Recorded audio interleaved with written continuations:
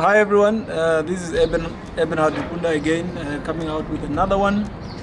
And it has really been a while since I dropped out a video, and this was partly because of the fact that my camera broke and I could not record anymore.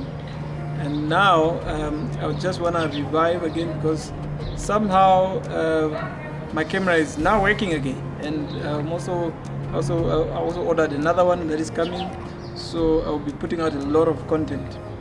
So in any way, so the video that I'm about to play now, it's a conversation that I was having with Marsia Reed. Marsia Reed is the director of the Lithon Foundation. These guys are doing amazing work. I would advise that you guys go and check them out. They have a Facebook channel. They also are on. They are on YouTube. I'm not sure whether they're on YouTube, but they are doing a lot of amazing things. What they're doing here in Namibia is that they're gathering all welfare organizations, putting them in one umbrella, sort of, where they're putting in supportive systems in place, trainings, and all those things. And this is what organizations do. If you guys don't know, we started an organization in 2016 called Namibia Association for Wheelchair Users, and this is an organization which aim is to empower and advocate for the rights of people with disability, specifically catering mostly for wheelchair users. So watch out for those content on my channels. Watch out also for more of my story. Watch out for conversations like the one that I'm about to show you now, where we had set for coffee with Marsia Reed, as I told you. And yeah, it's Reed. Reed. I think doesn't have an S at the end. Yeah, anyway. Awesome. Okay. So if you can, please support the brother. Support the brother. Share his story. Share his life with you guys by first of all liking the video if you like it. Be honest. If you like it, also share the page. Share especially to those of your friends who probably are wheelchair users or people with disability in general, and even probably people who just maybe had been involved in a car accident and they are in the hospital right now. Introduce them to my channel because I'm going to do a lot of content that will help them with issues of just going through the grieving process. So like, share, and subscribe to my channel. Subscribe on YouTube. If you're on Facebook, man, like my page, man. Awesome. So anyway, everyone said whenever you tell it like it's the first time and get excited and keep it fresh and nice. Yeah, so what happened was, I think it was since 2011, I think Kirsty Central Hospital has been doing what they were calling Workshop for Wheels. Workshop for Wheels was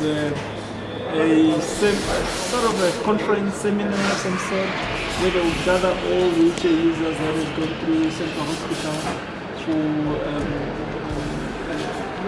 wheelchair users, people with different injuries, but mostly wheelchair users. So from polio, must be, the OT department used to host an event called where Kirsty was working since whenever she came here and everything. So these events will then raise issues all throughout the years. It will happen normally in June, around there, sometimes August. So what happened then would raise issues, things that we were going through and stuff like that. They didn't it was not only just raising issues, they would also give us information about how to deal with death scenarios. the challenge that comes with the wheelchair. And also social issues like sexuality, getting partner, stuff like that. Just a wonderful event. So through that event, then throughout the years we raise issues, but no one will take them on to deal with them. And some of the issues will be as serious as driver's license for people with wheelchairs, accessibility, transport, my staff as well. So 2015, that's when Central Hospital decided they were going to discontinue this event. Part of the reason was there was a new spinalist ward that opened it, so they were rehabbing the guys really well. Because before that, the rehab wasn't that great. There was lots of people we found in the community that came in wheelchairs, but they virtually had no rehab. Well, they came from the north, there was nothing up there. But Central Hospital had something, we used to rehab them a bit. But yeah, like so we were just kind of caught everyone up to the same level, but then spinalists opened, which has really good rehab. So now, but then it only caters for the ones with accidents and injuries, not ones that have like spinal TB and polio. There's still a bit of a need, but not as much. But And they stopped all activity. we're also getting less staff. And also finance-wise, it was a hectic day to plan. I remember the last one that we did. They invited us on board and planned with them to get into the nitty-gritties of that event. It is hectic. You needed to transport people from all over Windu. Sometimes even some of the people from the regions came in. It's not as easy. It was just crazy, man. So, but anyway, that event was helpful to us. So they announced they were going to discontinue, and they wanted a group of people among us who are still enthusiastic and want to champion the cause to get together. And I think also within that last event, there was a wind of change in the room, you know. We just wanted to take the bull by its horn and help us. So then January 2016, that's when we got together, a number of us, and we met. We said we were going to start an organization that was initially a self-help group, something to start dealing with the issues that we have. During that same time again, Kirsty was changing jobs. I changed to the region, so it's more community focused anyway. So it's nice to kind of stay with him. And, so she came on board with the organization as a technical support, which was amazing. So anyway, we then started that year. We pushed. We held something of a workshop for youth, not the same size, but something smaller, just to start dealing with the issues.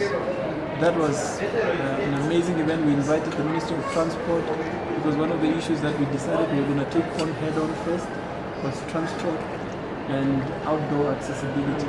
So we invited most of the departments that are involved in transport. We invited NDCN, the municipality helped us with their bus to transport people, and so that's how we start. Moving on forward, I was talking with someone who told me that apparently there's a timeline in starting an organization. It starts off with fire, and then as time goes, the fire goes down. That's what happened with the organization. Most of us got busy as we were getting more more active. Some of us got jobs. We started getting involved with our own things. Most of the executive committee is all employed, working full-time, Which is amazing, but then a challenge to get to. So we don't have the administrator yet. Yeah. The goal at the end of the month is to get someone in place because they are under NDC, which has a little bit of funding and to maybe get someone to do that. So right now, of course, we've managed to register about close to 100 people within the Commerce region, and a few in Kababes and Okanja and other regions. Just a small number of people.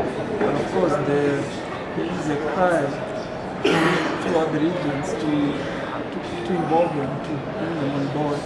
But it's just that we don't have the capacity to do so.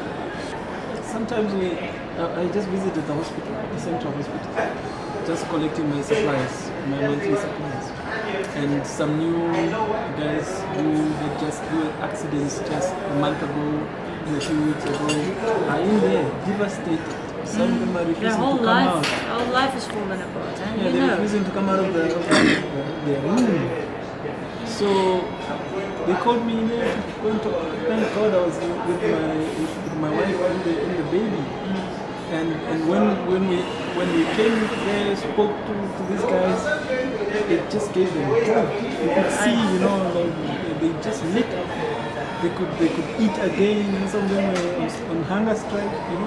The stuff you can do. But you go through that stuff because you're fighting life. So those are the stuff we need. We need a strong civil society. I think we'll be able to do that. But we need to get people empowered. That's where I am now. That's why when Kirsty told me about you and the work you're doing, helping organizations like ours, especially to get properly registered and to put things properly in place,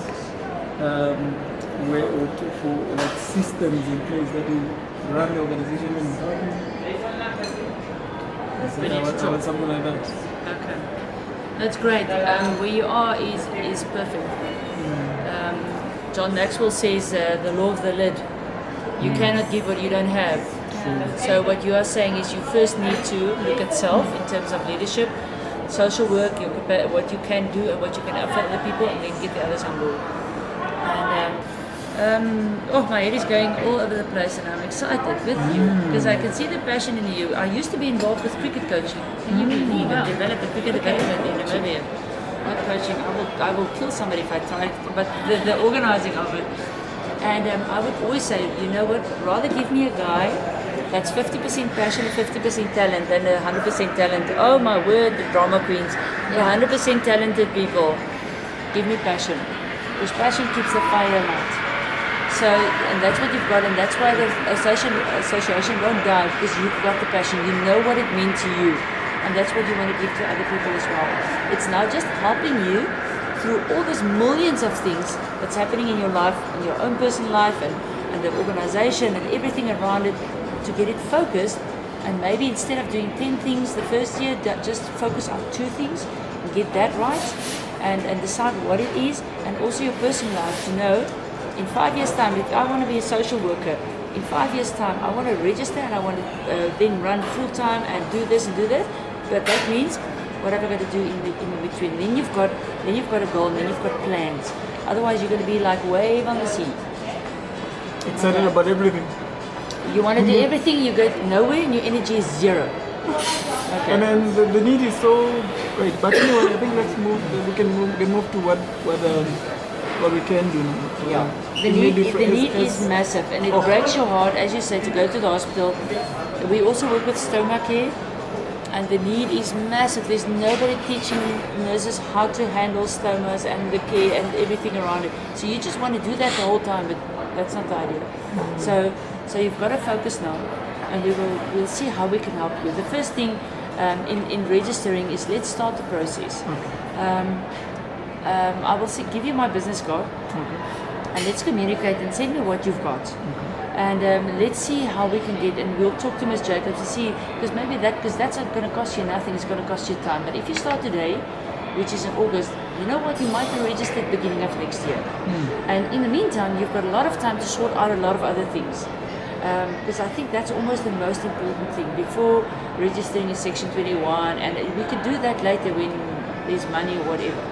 But to spend $5,000 on that now is really not. Doesn't make any sense. Because just before, that's going to be now, and then in a year's time, you've got to pay your auditor $12,000 to audit your books, of which there's no money, but they still charge you $12,000. So you don't do that. I tried to ask for a freebie last year.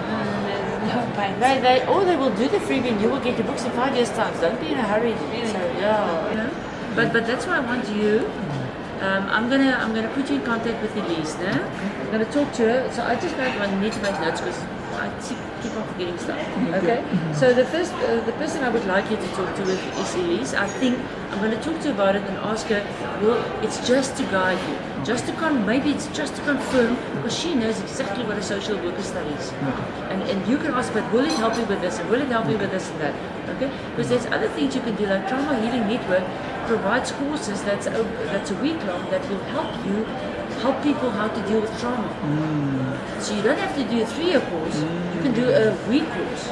And it's basic and it's simple. You know what's amazing about that course? They teach Oma Josephine, who can't read and write, how to help her neighbor with their marriage because she's learned the right stuff on a basic level. So there's a lot of things. Imagine you sending 10 people in 5 years' time, you're sending 10 people to trauma healing for a course, and those 10 people can look after 10 other people. They are reaching 100, you're only reaching 10. So you need to think about that as well. You cannot do everything, and you mustn't do everything. Because you will, by letting people become a part of the healing process, you are empowering them as well. Okay. Storytelling. Start telling your story, but also start telling the stories of other people. People love stories. Go to the hospital, record those guys. I'm lost. There's no help. I don't know what to do. And here you stand with your wife and your child. Oh my word. That will be, and you, I read a book. You read. I read a lot. I love reading. You love reading. I'm part of a book club and I'm not getting to all the books I must read. They read 15 pages a day. 15, yeah, only 15 a day. And it's at this stage so much, but we read one story, one book, and it's about business. It's business books. It's self-empowering. And the one book was about you should become like an icon. But if you look through faith, my icon figure of what I want to be when people want to know about welfare organizations, come to me, let me help you. Don't go to people that's going to waste your time and money and stuff. If people want to know about wheelchairs, it must be you. So becoming that icon in a very with grace, it's all grace, but being that person that if so I don't know, my brother, my sister, my aunt, I don't know where to go to. Oh, Eben, you must talk to Eben, and Eben will connect you to become that guy. And for that reason, one of the things is social media. Is to out there tell the stories, become the person who talks to people and say, how did you end up in the chair? What happened? Positive stories, but hope. Hope. Without hope we die. You know, we stop eating. Without hope we die. Yeah. That's we our name Lithon means cornerstone. It's Greek for cornerstone. We believe Christ is our cornerstone. That's how we operate. And that's why we are building back into people.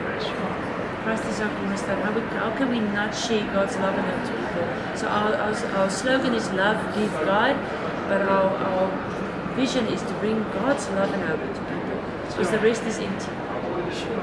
And that's why I can see that in you. And you need to phone Willem. You get a number. You said you'll get me in touch with. She's got Willem's number. Okay, can you save it there? Then I'm going to give it to you right now. You know, the whole thing of being referred to get a phone number when I can get it now. Yeah, why not? Willem. So thank you so much for watching that video. What was happening in that video? I saw that video started only just. We started recording right in the middle of the video.